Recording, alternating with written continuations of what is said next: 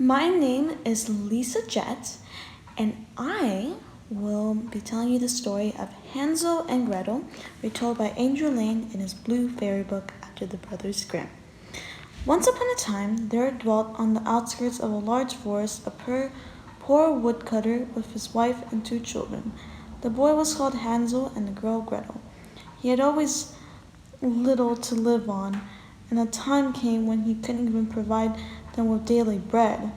One night, unable to sleep with worry, he sighed and said to the children's stepmother, "What's to become of us? How are we to live?" "I'll tell you what, husband," answered the woman. "Early tomorrow morning we'll take the children out into the thickest part of the wood and leave them."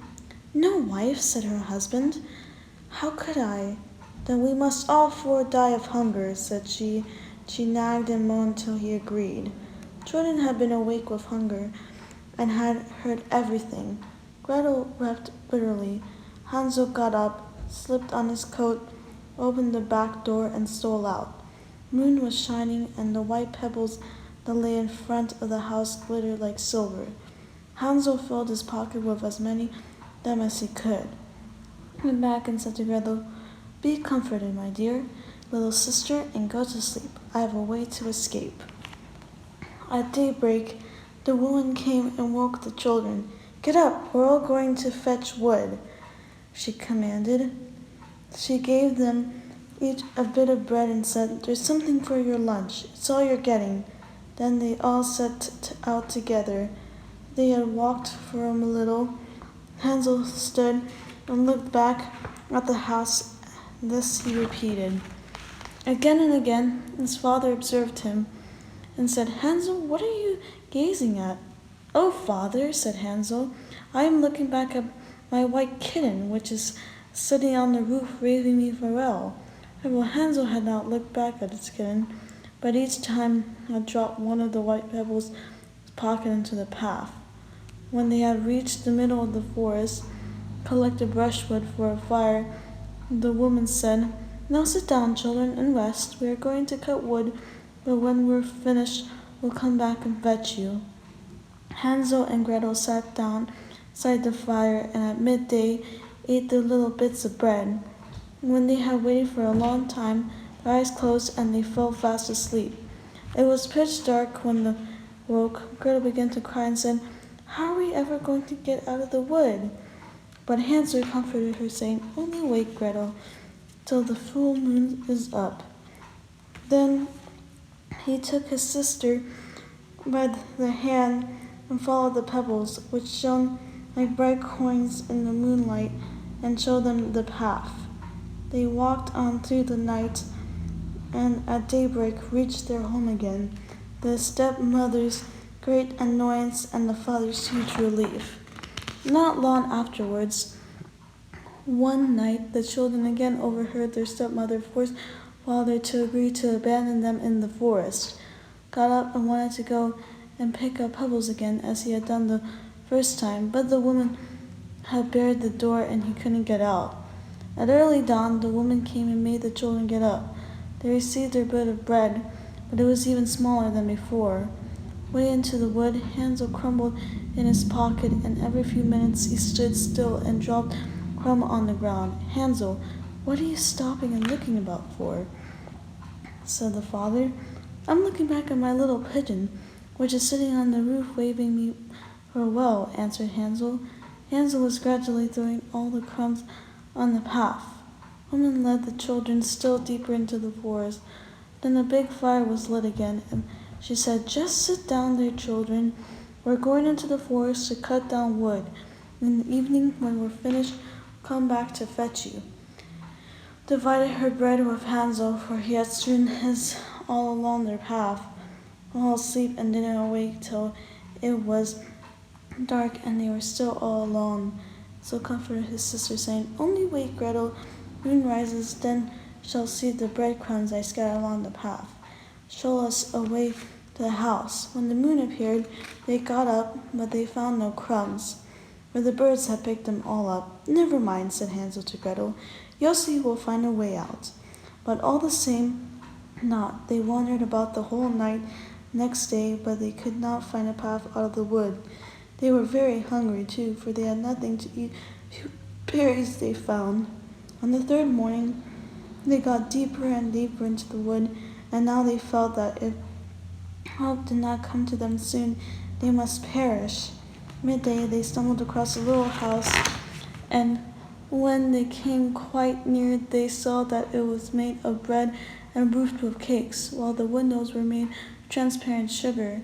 Stretched up his hand and broke off a little bit of the roof to see what it was like, and Gretel went to the window and began to nibble at it.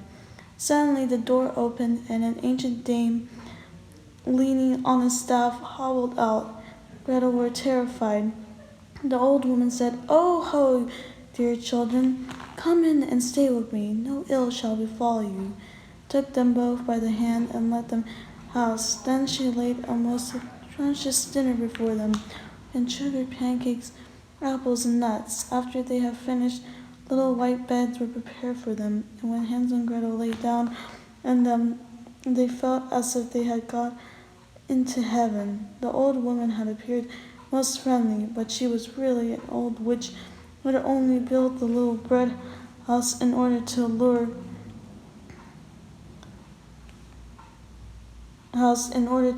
the children in. For when anyone came into her power, she killed, cooked, and ate them. Early in the morning, before the children were awake, she rose up and seized Hansel with her bony hand, carried him into a stable, and barred the door on him. He might scream as much as he liked. It did him no good. He might scream as much as he liked. Then she went to Gretel, shook her awake, and cried, "Get up, you lazy bones! Fetch water and cook something for your brother. When he's fat, I'll eat him up." Gretel began to cry bitterly. It's no use. She had to do what the wicked witch bade her. So the best food was cooked for poor Hansel. But Gretel got nothing but crab shells. Morning, the old woman out the stable and cried, "Hansel, put out your finger, may feel if you're getting fat." Hansel always stretched out a bone. Dame, whose eyes were dim, see it. The witch always thought it was Hansel's finger, wondered why he fattened so slowly. 4 weeks had passed, and Hansel still remained thin. She lost patience and decided to wait no longer. "Gretel," she called, "be quick and get some water. Hansel may be fat or thin. I'm going to kill him tomorrow and cook him." Oh, how the poor little sister sobbed. Early in the morning she had to go out and heat up the kettle full of water and light the fire. "First we'll bake," said the old dame, heated the oven already, and kneaded the dough.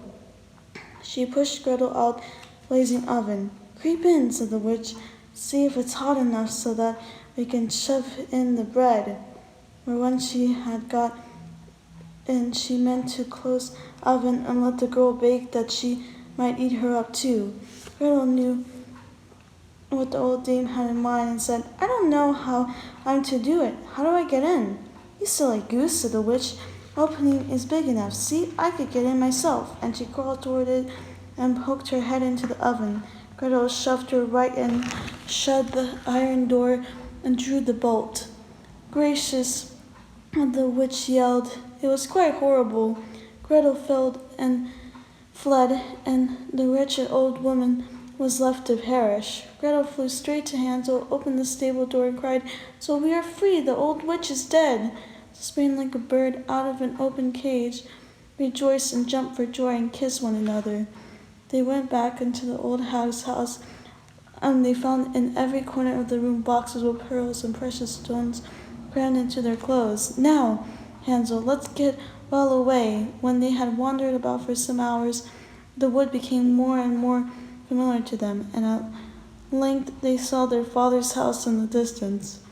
Then they set off to run, and bounding to the room, and their father with joy, been despairing since he left them wood, and the wicked stepmother had died, shook out her apron so that the pearls and precious stones out the room, and Hansel threw down one handful of the other out of his pocket. Thus, all their troubles were ended and they lived happily ever after. Okay, thank you so much for listening to Hansel and Gretel, and I hope you enjoyed, and bye.